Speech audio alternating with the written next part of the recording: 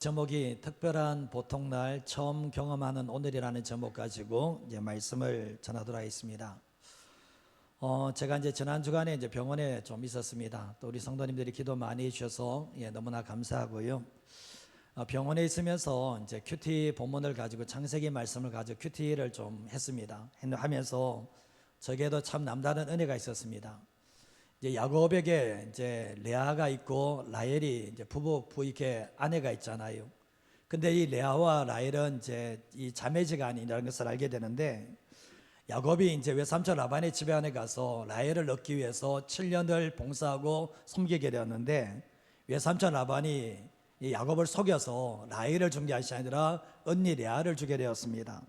야곱의 실망이 대단했죠. 왜 내가 라헬을 위해서 7년을 수고했는데 왜 레아를 주냐고 어쩌면 따져봤자 아무런 소용이 없었습니다.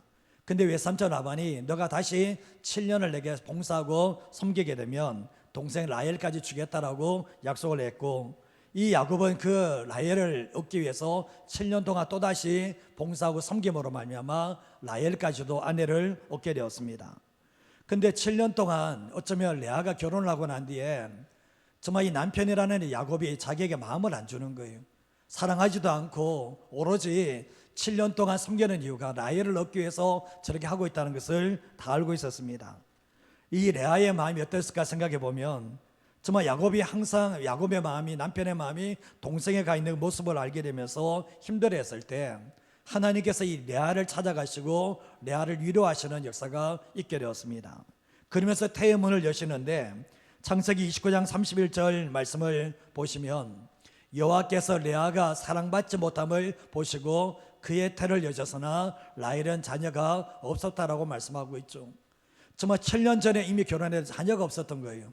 근데 이 라헬을 얻게 되면서 결혼했는데 여호와께서 레아가 사람의 사랑, 남편의 사랑을 받지 못함을 아시고 하나님이 사랑하시면서 그의 태의 문을 여시고 라헬은 남편의 사랑을 받았지만 자녀가 없었다라고 분명히 말씀을 합니다. 근데 이 레아가 자녀를 낳을 때 로벤을 낳게 되고 시몬을 낳게 되며 레이를 낳게 되며 유다를 낳게 되는데, 세 번째 자녀를 낳을 때까지 여전히 남편의 사랑을 받기 위해서 남편이 내 아들을 낳으면 나를 사랑하겠지 생각했지만 여전히 사랑하지 않는 모습을 보게 되었습니다. 근데 네 번째 아들 유다를 낳게 되면서 남편의 사랑을 받지 못했지만 여호와를 찬송하겠다는 이름의 뜻을 가지고 그럼 뭡니까? 유다라는 이름을 짓게 됩니다. 결국 주님을 깊게 만남을 통해서 남편은 나를 사랑하지 않지만 주님이 나를 얼마나 사랑하는지를 알게 되면서 내가 하나님을 찬송하겠습니다, 그렇게 고백하면서 이름을 짓는 모습을 보게 됩니다. 이 레아는 사람이 줄 수 없는 것, 세상이 줄 수 없는 하나님의 사랑을 경험하는 모습을 보게 됩니다. 창세기 30장 17절 말씀을 보시면 하나님이 레아의 소원을 들으셨으므로 그가 임신하여 다섯째 아들 이사가를 낳게 됩니다. 여전히 뭡니까? 레아는 소원을 가지고 있는데 남편의 사랑을 받았으면 좋겠다 이 마음을 가졌는데 받지 못하는 상황 가운데서 하나님은 레아의 소원을 들으시고 난 뒤에 또 임신하게 하시고 이사가라는 자녀를 또 주셨거든요. 근데 뒤에 말씀 30장 22절 말씀에도 보면 하나님이 라헬을 생각하신지라 하나님이 뭘 들었습니까? 그의 소원을 들으시고 그의 태를 여셨다라고 말씀을 합니다. 분명히 이 라헬 또한 결혼했는데 정말 언니는 이렇게 아들을 계속해서 잘 낳고 있는데 자기에게는 아무런 아들이 없다는 것을 알고, 당시 여자가 아들이 없다는 것은 수치였는데 이 라헬의 소원이 하나님을 향한 소원을 가지고 있을 때 하나님께 이 소원을 들으시고 그의 태문을 열어주셨는데 아들의 이름을 요셉이라고 이름을 짓게 되었습니다.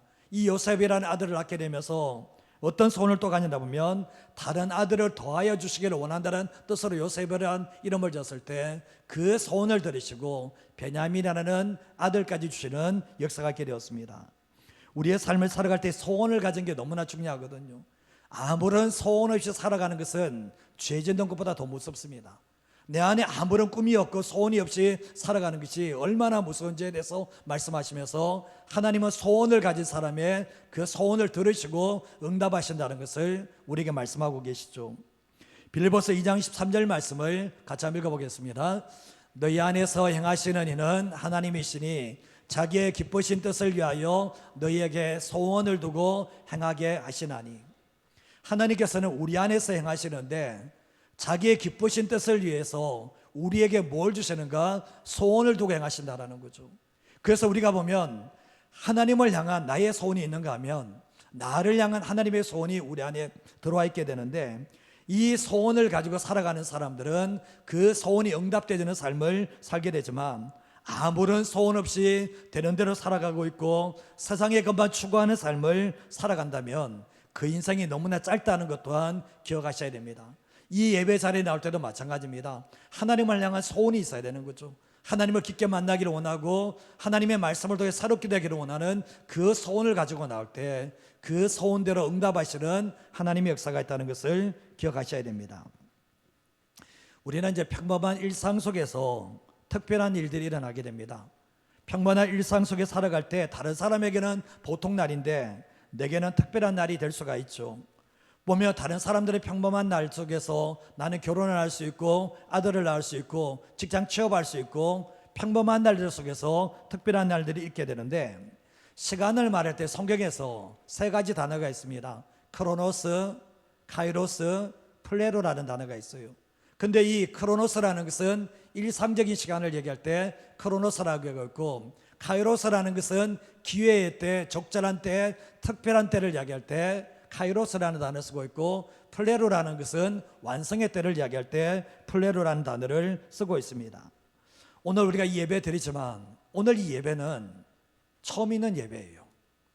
우리가 보면 이 보통 날 같지만 이 날은 특별한 날이라는 것을 알게 되는데, 우리가 이제 과거에 이제 꽃보다 남자라는 드라마가 있었는데 거기에 이제 윤여정 씨가 이제 나와서 마지막 방송에서 했던 말이 있는데, 나도 67세는 처음 살아봐요. 나도 67세는 처음 살아본다는 거예요. 이전까지 삶을 살았지만 67세의 삶은 처음 살아본다라고 고백을 했는데, 오늘 또 처음 살아본 오늘이고 내일 또 처음 살아보는 내일인데 우리는 그런 마음을 가지지 않는다는 거죠. 오늘 삶을 살아가면서 어제처럼 여겨질 수가 있고, 오늘 살아가면서 우리가 아무런 기대 없이 살고 있다면 우리가 삶 살아가서 하나님의 역사가 없다는 것 또한 생각해 보실 필요가 있습니다. 제가 병원에 있을 때 어저께인가 그랬습니다. 엘리베이터 앞에 있는데 한 남자가 그런 얘기 하더라고요. 아, 따분해. 아, 지루해. 오늘은 무엇을 하지? 이런 이야기를 하더라고요. 그분에게는 뭡니까? 지금 아무런 기대가 없는 거예요. 아무런 소원이 없는 거예요. 그냥 따분하고 지루한 하루고 이 병원에서 무엇을 하지? 이런 고백을 하는 모습을 보게 되면서 저 사람에게는 아무런 소원이 없구나, 아무런 소망이 없다는 것을 보게 되었거든요. 우리가 예수님이 베들레헴 말구유에서 탄생을 하셨는데 다른 사람들에게는 평범한 날이지만 예수님에게는 어떻습니까? 하나님에게는, 우리들에게는 역사적인 특별한 날이라는 것을 알게 돼요. 오순절 마가의 다락방에서도 마찬가지죠. 120명이 기도했을 때 성령의 불이 떨어지는 놀란 역사가 있게 되었는데, 다른 사람들에게는 평범한 날이지만 이 120명에게는 자기의 인생을 바꾸는 날이 바로 성령을 받는 날이었다는 것을 알게 되죠. 우리가 성경 말씀에 사울이라는 인물이 다메섹에 가면서 예수님을 믿는 사람을 핍박하기 위해서, 잡아오기 위해서 가는 길에 하늘로부터 빛이 비치면서 부활하신 예수님을 만나게 됩니다. 그 옆에 사람들은 그걸 못 경험하잖아요. 다른 사람들에게는 평범한 날이지만 이 사울에게는 뭐죠? 특별한 날이고 회심하는 날이고 자기의 인생을 주님께 드리는 날이 됐다는 것을 말씀을 통해서 보게 됩니다. 이 사울에게는 평생 잊혀지지 않는, 다른 사람에게는 평범한 날이지만 이 사울에게는 특별한 평범한 날이었다는 것을 우리가 말씀을 통해서 보게 됩니다. 오늘 말씀의 사건도 마찬가지입니다. 오늘 말씀은 오병이의 사건입니다. 이 오병이의 사건을 경험했던 사람들은 다른 사람들에게는 평범한 날이지만 특별한 보통 날이 되었고, 그리고 처음 경험하는 오늘이었다는 것을 말씀을 통해서 보게 됩니다. 자, 오늘 말씀을 통해서 우리가 함께 은혜 나누기를 원하는데요, 첫 번째로 생각할 수 있는 게 한번 읽어볼까요? 한 영혼을 향한 예수님의 마음은 사랑과 긍휼입니다. 나를 향한 예수님의 마음은 사랑이고 불쌍히 여기는 긍휼의 마음이라는 것을 기억하셔야 돼요. 우리가 삶을 살아가면서 저 사람 참 성숙했다, 저 사람 참 미성숙하네, 이렇게 판단하는 기준이 어디에 있습니까? 우리가 교회에서 신앙생활할 때도 저 사람은 참 영적으로 성숙한 사람이고 저 사람은 영적으로 미성숙한 사람이네 판단하는 기준이 어딨나 생각해 보면 자신의 아픔과 힘듦이 있음에도 불구하고 다른 사람들의 영혼의 아픔과 힘듦을 느낄 수 있다면 그 사람은 성숙한 사람이에요. 대부분의 사람들이 자기밖에 모르거든요. 자기 힘든 것, 자기 아픈 것만 생각하지만 내가 아프고 내가 힘듦에도 불구하고 다른 사람의 아픔과 힘듦을 정말 돌볼 수 있는 사람이 있다면 그 사람이 영적으로 인격적으로 성숙한 사람이라고 말할 수가 있고 예수님을 닮은 사람이라고 말할 수 있습니다. 대부분의 사람들이 자기가 아프고 자기가 힘들면 다른 사람들을 돌볼 마음의 여유가 없습니다. 그래서 자기밖에 모르고 다른 사람에 대해서는 배려하고 따뜻한 말 한마디조차도 하지 않는 시대가 오늘날의 시대라고 말할 수가 있는데, 우리가 신앙생활하면서 성숙해야 될 게 뭐냐 보면 물론 내가 힘듭니다. 내가 어렵습니다. 그러나 사람 한 명 바를 때마다 따뜻한 말로 위로해 줄 줄 알고 사랑의 섬김을 할 줄 아는 사람이 바로 신앙의 성숙된 길을 걸어갈 수 있다라고 말할 수가 있습니다. 저는 신앙생활할 때 보면 힘들고 어려울 때 하나님의 섬김을 받아보셔야 돼요. 힘들고 어려울 때 다른 사람들의 사랑과 섬김을 받아보셔야 됩니다.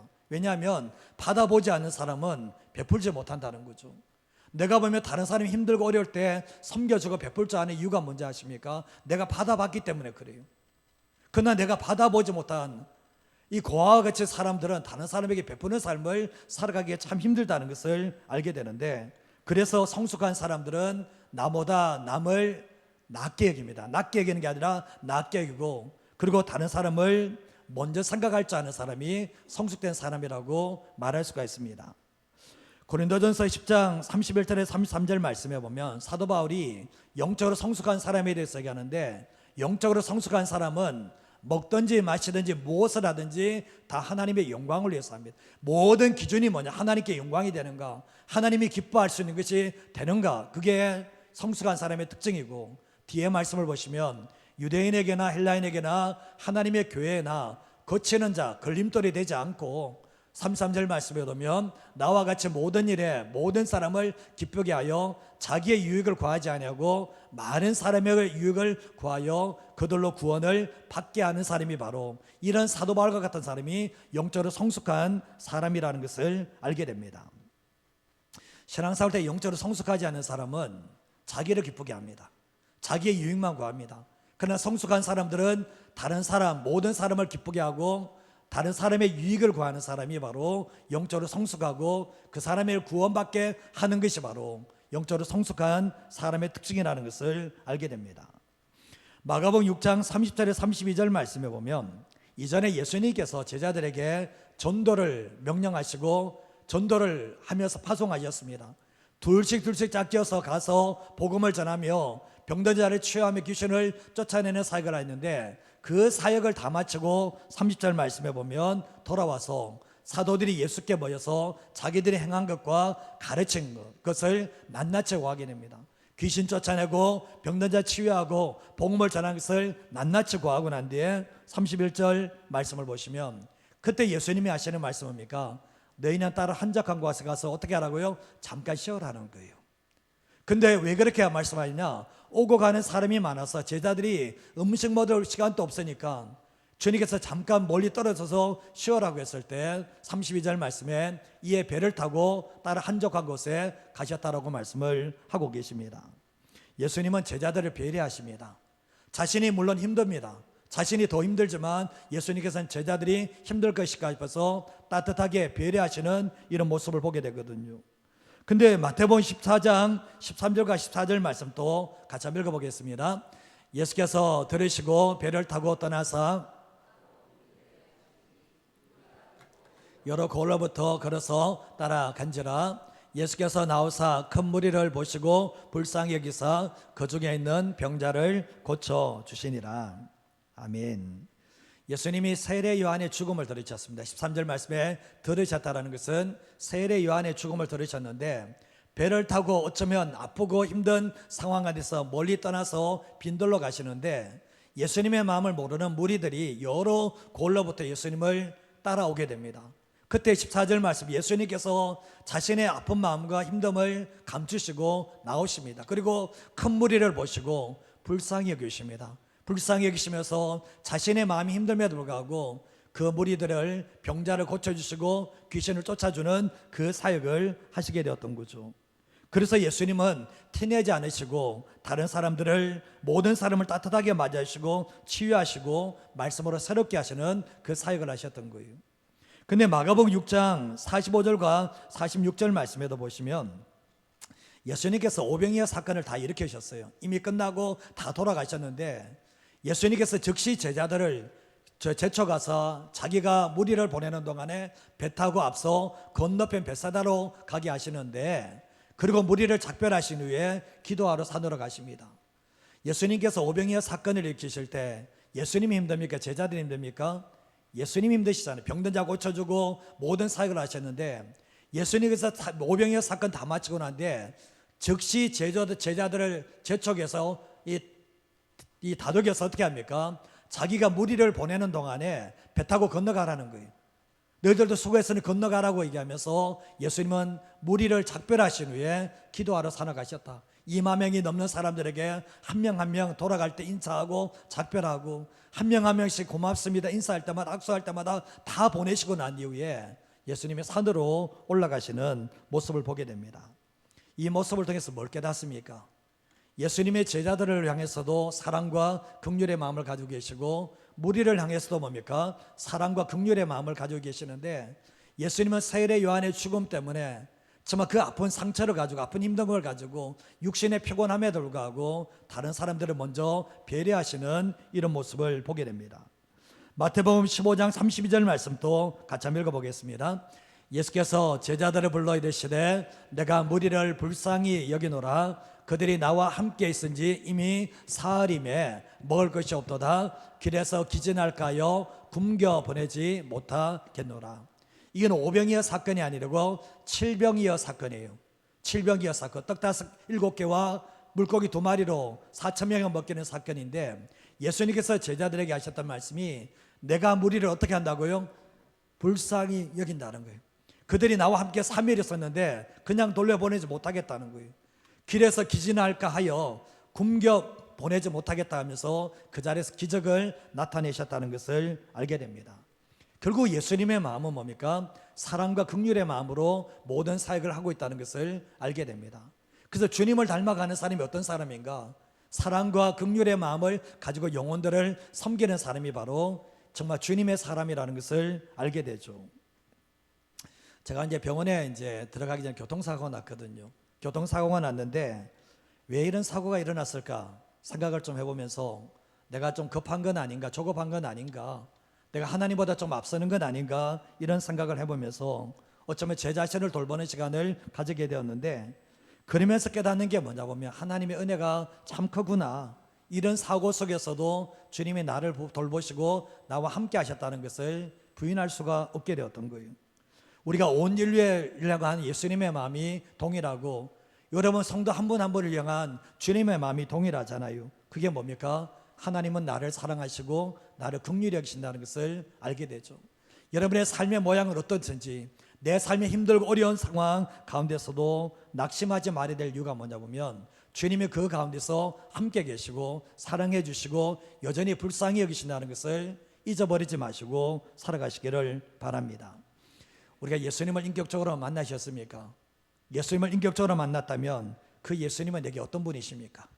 그 예수님이 내게 말만 하시는 게 아니라 생각만 하시는 게 아니라 그분이 뭐죠? 나에게 얼마나 사랑을 베푸시고 얼마나 긍휼을 베푸신지를 경험한 사람만이 내가 예수님을 안다라고 말할 수가 있겠죠. 오늘 오병이어를 경험한 사람들은 특별한 보통날이에요. 다른 사람이 일반 날이지만 이 사람들에게는 이게 특별한 날이고 처음 경험하는 오늘이었다는 것을 알게 되죠. 그 중심에 바로 예수님이 계셨다는 것을 기억하셔야 됩니다. 우리의 삶을 살아갈 때도 정말 세상은 어쩌면 각박하고 세상은 사랑이 없고 긍휼이 없다고 하지만 주님을 날마다 경험함으로 말미암아 주님의 사랑과 불쌍히 여김을 경험하는 저와 여러분의 삶이 되시기를 주님의 이름으로 축복합니다. 둘째로 할 수 있는 게 뭔가 한번 읽어보겠습니다. 예수님은 아무것도 없는 빈들에서 모두가 행복한 만찬을 베푸시는 분이십니다. 우리가 삶을 살아갈 때 그럴 때가 있잖아요. 나에게는 아무것도 없어. 나에게는 아무것도 없어. 그렇게 생각할 때 예수 믿지 않은 사람은 삶을 포기합니다. 그러나 예수 믿는 사람들은 내게 아무것도 없다라고 하실 때 모든 것을 가능하게 하시는 하나님을 떠올려 보시면 하나님 한 분을 소유하고 있다는 것이 모든 것을 소유하고 있다는 것을 깨닫게 하신 역사가 있거든요. 아무도 내 옆에 없다고 생각할 때 혼자 있는구나, 내 인생 혼자 걸어가는구나 생각할 때가 있잖아요. 그때 예수 믿지 않는 사람은 너무 외롭고 힘들어하겠지만 예수 믿는 사람은 뭡니까? 아무도 내게 위로해 주지 않아도 내게 찾아와서 위로하시고 내게 만족을 주시는 하나님을 떠올리신다면 절대로 좌절하지 않는 삶을 살아갈 수가 있게 됩니다. 하나님이 성경에서 무에서 유를 만드신다. 무에서 유를 창조하신다. 성경에서 없는 것을 있게 하신다. 그리고 부족한 것을 풍성하게 하신다. 약한 것을 강하게 하신다. 죽은 자를 살려내신 분이 하나님이신데 그 하나님을 내가 믿는가? 그 하나님을 내가 믿고 살아가는가? 그게 너무나 중요하다는 것을 알게 돼요. 시편 23편 1절과 2절 말씀을 같이 한번 읽어보겠습니다. 여호와는 나의 목자시니 내게 부족함이 없으리로다.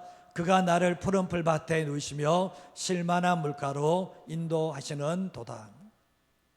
이게 다윗의 고백인데 다윗의 인생을 되돌아보면 사울에게 쫓겨서 10년 넘게를 광야 생활했습니다. 빈들에서 지냈습니다. 그리고 원수들이 쫓아갈 때 죽이러 갈 때마다 늘 쫓겨다니는 삶을 살게 되었는데 다윗이 고백하는 게 뭡니까? 여호와는 나의 목자시니 내게 부족함이 없다. 주님을 나의 인생의 주인으로 모시니까 내가 어떤 상황 가운데서도 부족함을 느끼지 못한다라고 말씀하고 있고 그가 푸른 풀밭에 누우시며 쉴만한 물가로 지금까지 인도하셨던 분이 바로 하나님이셨음을 고백합니다. 그리고 5절 말씀에도 보면 하시는 말씀이 주께서 내 원수의 목전에서 내게 상을 차려주셨다. 원수들의 목전 앞에서 잔치상을 차려주신 분이 주님이시기 때문에 내 잔이 넘친다라고 분명히 고백을 하고 있습니다. 이스라엘 백성들이 광야를 거쳐서 애굽에서 광야에서 가나안 땅으로 들어가는데 광야 생활 몇 년 했습니까? 몇 년 했죠? 40년 했습니다. 40년. 근데 광야는 어떤 곳입니까? 아무것도 구할 수가 없어요. 물을 구할 수도 없고 음식도 구할 수 없는 곳인데 모든 것이 없고 모든 것이 부족한 땅이 광야입니다. 근데 40년을 누가 책임져 주셨습니까?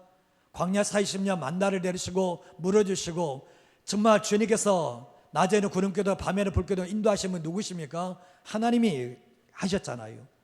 하나님 한 분만으로 200만이 넘는 250만 가까이 된 사람이 하나님 한 분만이 다 책임져 주셨다는 것을 알게 되잖아요. 물론 넘치도록 청을 받은 것은 아니지만 족한 은혜로 그들을 인도하셨다는 것을 알게 되는데 그 하나님이 우리가 믿는 하나님이라는 거예요. 그 하나님이 지금도 현존하시는 하나님이신데 우리의 인생길 걸어갈 때 나의 목자가 누군가, 내 인생의 주인이 누군가, 나는 그 하나님을 신뢰하는 삶을 살고 있는가, 그게 너무나 중요하다는 것을 알게 됩니다.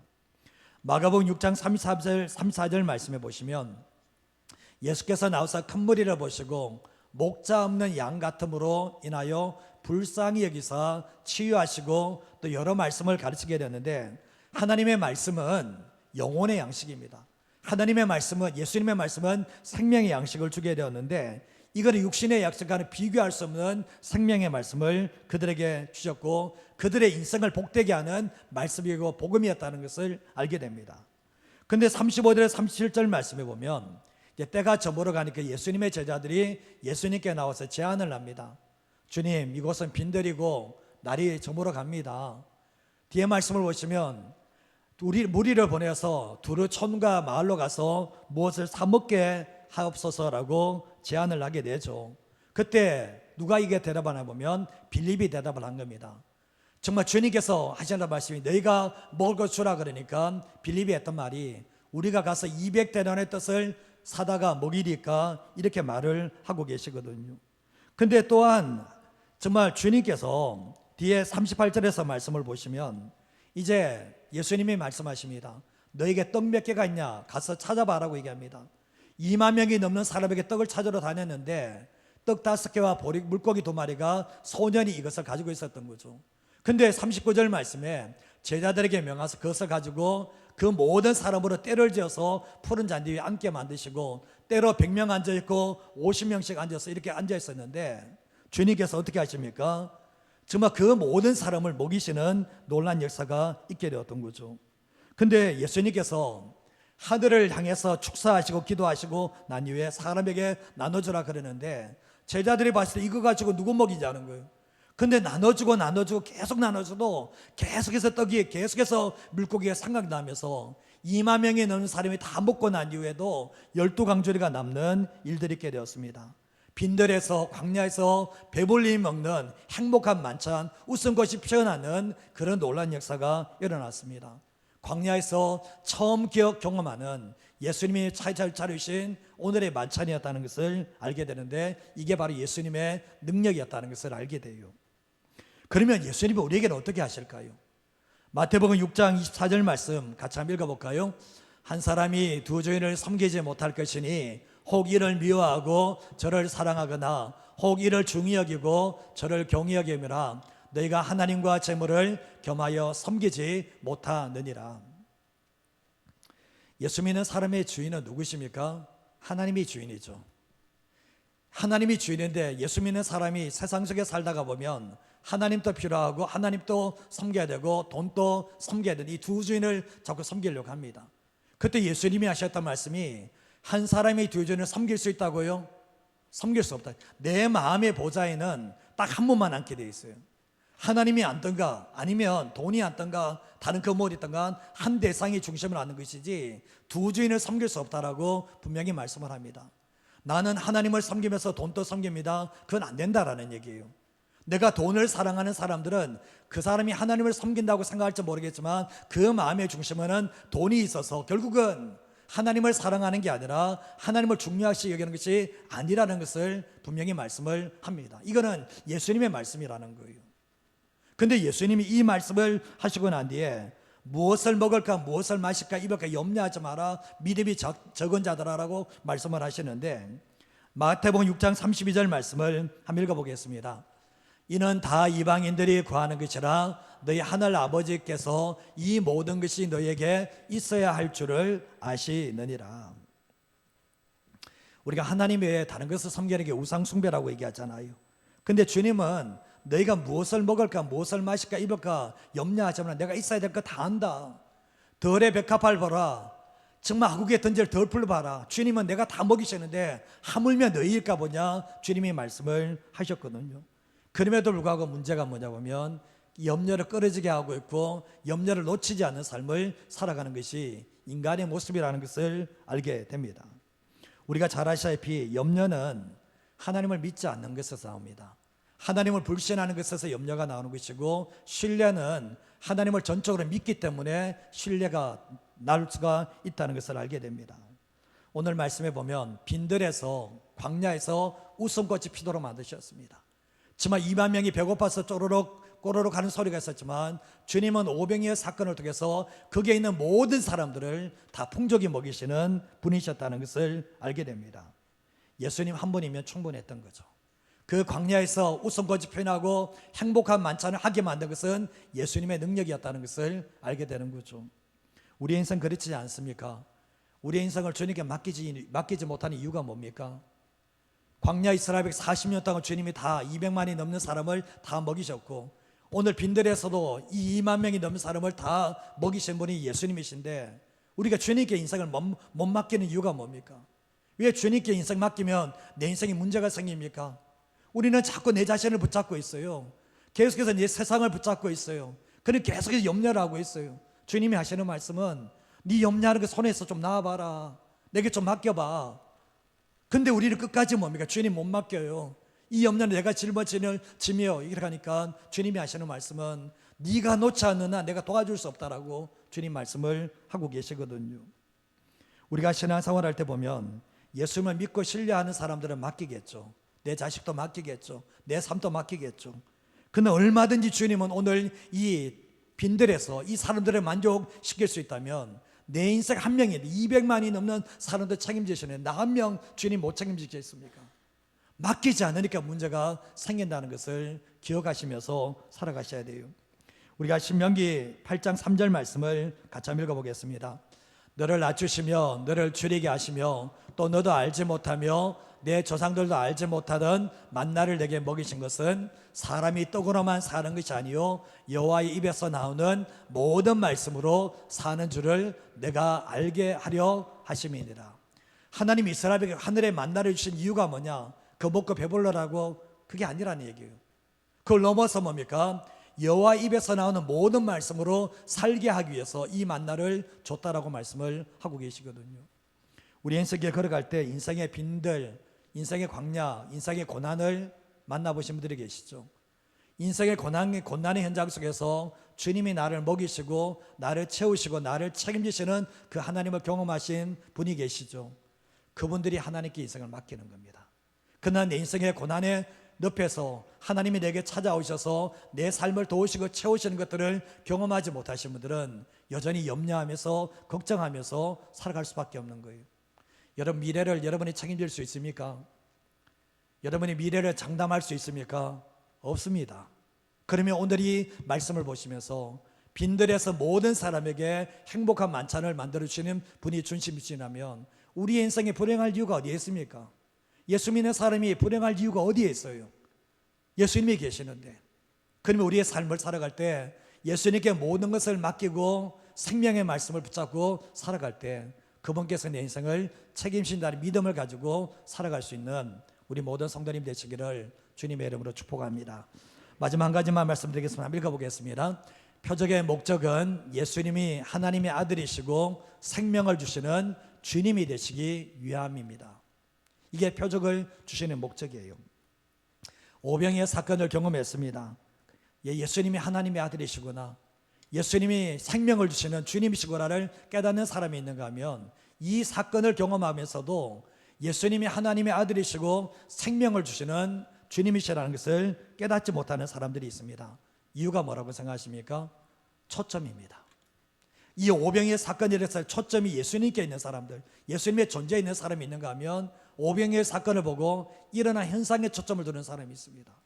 일어난 현상에 초점을 두는 사람들은 나중에 예수님을 임금으로 모시려고 합니다. 경제 대통령으로 섬기려고 합니다. 그러나 예수님께 초점을 둔 사람들은 어떻습니까? 예수님이 하나님의 아들이시고 구원자시고 주님으로 받아들여서 주님을 따라가는 삶을 살게 되었던 거죠. 누가복음 9장 17절과 18절 말씀 같이 한번 읽어보겠습니다. 먹고 다 배불렀더라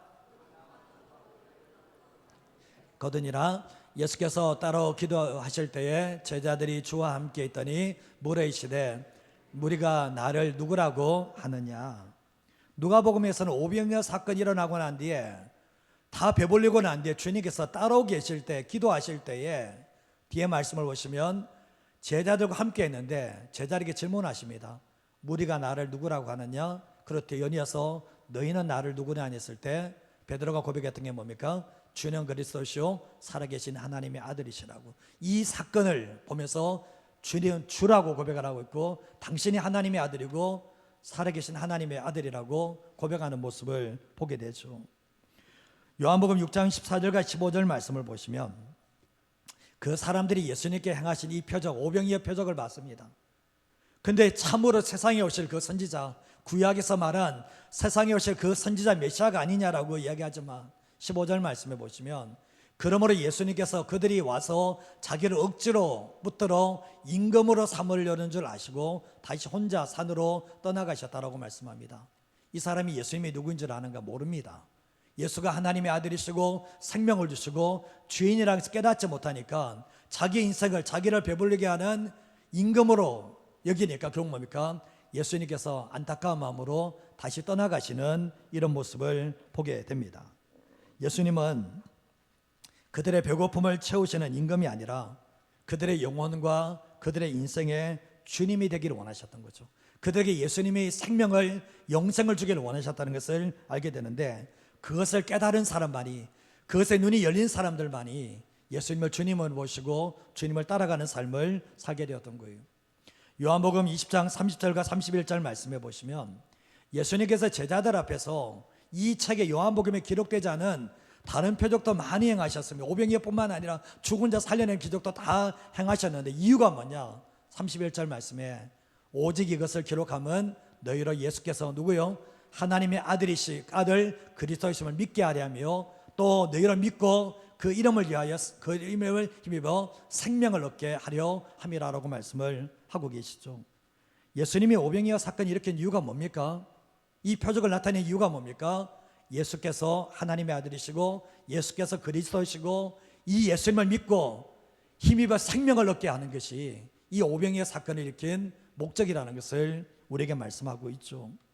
로마서 14장 7절에서 9절 말씀 같이 한번 읽어볼까요? 우리 중에 누구든지 자기를 위하여 사는 자가 없고 자기를 위하여 죽는 자도 없도다. 우리가 살아도 주를 위하여 살고 죽어도 주를 위하여 죽나니 그러므로 사나 죽으나 우리가 주의 것이로다. 이를 위하여 그리스도께서 죽었다가 다시 살아나셨으니 곧 죽은 자와 산 자의 주가 되려 하심이라. 아멘. 주님께서 우리를 구원하신 이유가 뭡니까? 구원하고 영생 끝납니까? 땡입니까? 살아도 주를 위해서, 죽어도 주를 위해서, 살게 하기 위해서, 죽게 하기 위해서 우리를 구원하셨다는 것을 말씀합니다. 우리는 먹고 사는 것 때문에, 오늘 말씀에도 보면 이 사람들은 먹고 사는 것 때문에 예수님을 임금으로 모시려고 했거든요. 대통령을 선거할 때도, 국회의원을 선거할 때도, 지자체에 사람을 선정할 때도 저 사람이 나의 경제목을, 우리의 문제를 해결할 수 있냐 생각해가지고 그 사람을 뽑을 때가 많이 있거든요. 근데 오늘날 우리가 예수님을 찾는 이유가 뭐죠? 내가 예수님을 찾는 이유가 뭐죠?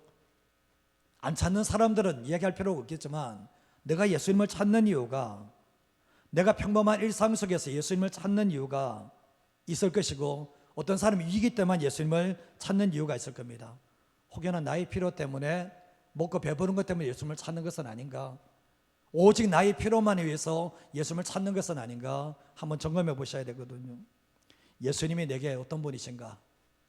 물론 나의 필요를 채워주시는 분이 예수님이십니다. 그렇다면 이 필요를 채우심을 통해서 예수님의 구원자 되심을 믿고 예수님의 주님 되심을 믿고 따라가는 삶을 살고 있는가 점검해 보셔야 된다는 거죠. 요한복음 6장 25절과 26절 말씀을 보시면, 오병이어 사건이 일어나고 난 뒤에 또 바다 건너편에서 사람들이 찾아와서 정말 랍비여 언제 여기 오셨습니까? 질문하는데 예수님께서 26절 말씀 이렇게 하시냐, 읽어볼까요? 예수께서 대답하여 이르시되 내가 진실로 진실로 너에게 이르노니 너희가 나를 찾는 것은 표적을 본 까닭이 아니요 떡을 먹고 배부른 까닭이로다. 너희가 나 찾는 이 오병이어 사건이 일어나고 난 뒤에 또 찾아왔어요. 근데 너희가 나 찾는 이유가 뭔데? 주님이 뭐라고 하십니까? 진실로 진실로 참으로 말하는데, 너희가 나를 찾는 것은 예수님, 내가 하나님의 아들이시고 그리스도이시고 생명을 주시는 주님이시라는 것을 그것 때문에 찾는 게 아니라 너희 먹고 배부른 때문에 나를 찾는 거 아니냐 얘기하면서 탄식하시는 예수님의 모습을 보게 되는데, 영적 눈이 열리지 않으니까, 기적을 보면서 영적 눈이 열리지 않으니까 이렇게 행동하는 모습을 보게 됩니다. 마가복음 1장 1절 마지막 구절인데 한번 읽어보겠습니다. 하나님의 아들 예수 그리스도의 복음의 시작이라. 이게 마가복음의 핵심 주제입니다. 예수님께서 오늘 오병이어 사건이 이렇게 왜 일어났나? 예수님이 하나님의 아들이시고 예수가 그리스도 구원을 주시는 메시아시고 예수가 복음이라는 것, 생명을 주시는 복음이라는 것을 말씀하기 위해서 이 사건이 있었다는 것을 우리에게 말씀하는 거죠. 삶을 살아갈 때 하나님께서 하나님의 축복을 받을 수 있습니다. 하나님의 역사를 경험할 수 있습니다. 그러나 이걸로 끝나는 게 아니라 예수님을 주인으로 모시고 삶을 살아가는 것, 그게 크리스찬의 모습이어야 된다는 것을 예수님이 말씀하고 계시죠. 오병이어 사건을 통해서 예수님이 이 사건을 경험한 사람들은 이 사건이 내리 속에 떠나지 않을 겁니다. 평생 동안 기억하는 사건인데 이 사건을 죽을 때까지 잊지 않고 살아가는 사람들이 있었을 겁니다. 그 사람이 어떤 사람입니까? 아, 예수가 하나님의 아들이시구나. 예수가 생명을 내게 주셨구나. 예수가 정말 내 인생의 모든 것을 책임질 수 있는 주님이시라는 것을 믿고 받아들인 사람만이 예수님을 사랑하고 예수님을 섬기며 따라갈 수 있는 사람이 될 수가 있었던 거죠. 그 사람에게는 뭡니까? 이 날이 특별한 보통날이었던 거죠. 다른 사람에게는 보통날이지만 이 사람에게는 특별한 날이었고 처음 경험하는 오늘이었다는 것을 알게 되죠. 내 인생의 최고의 날로 기억될 수밖에 없었던 겁니다. 이것이 바로 하나님의 은혜였던 거죠. 우리가 세상 속에 살아가면 상처를 받고 삽니다. 가난한 심령으로 살아갑니다. 우리가 주님께 찾아갈 때 있죠. 그때 주님은 뭡니까? 주님은 나를 가장 잘 아세요. 주님은 내 이름을 다 위로하시고 내 이름을 기억하시고 새 힘을 주시는 분이 바로 주님이시라는 것을 알게 되는데, 오늘 이 오병이의 사건을 통해서 우리 모든 성도님들이 그냥 주님께서 내 삶을 배부르게 하는 주님을 끝나는 게 아니라 내게 생명을 주시는 주님이라는 것을 항상 잊어버리지 않고, 우리의 삶이 어떤 기적을 경험한다 할지라도 이게 결국은 주님의 은혜고 사랑이고 긍휼이고, 그리고 이걸 통해서 주님을 주인으로 모시라는 사인이라는 것을 잊어버리지 않고 살아가는 저와 여러분의 인생 되시기를 주님의 이름으로 축복드립니다.